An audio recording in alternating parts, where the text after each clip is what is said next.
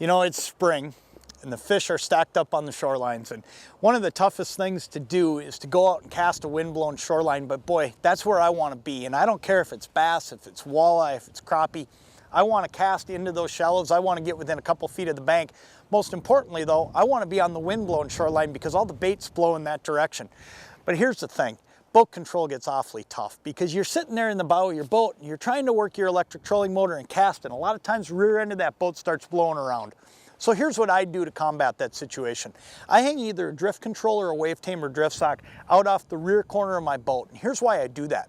That one sock hanging out off the rear corner is going to hold the rear end of the boat in a situation where it'll stay parallel to the shoreline, so I can keep working along the shoreline with my electric trolling motor. That allows me to just concentrate on casting, putting my bait where I want it to be. And it does one other thing too that a lot of times we take for granted. It keeps me in a lot safer situation because let's face it, there's rocks up along shorelines, there's shallow water. I want to get pretty tight to be able to cast up in there, but if the rear end of my boat were to blow around on me, what could end up happening is I could end up with a motor in the rocks or in the sand or whatever it may be. I could end up stuck.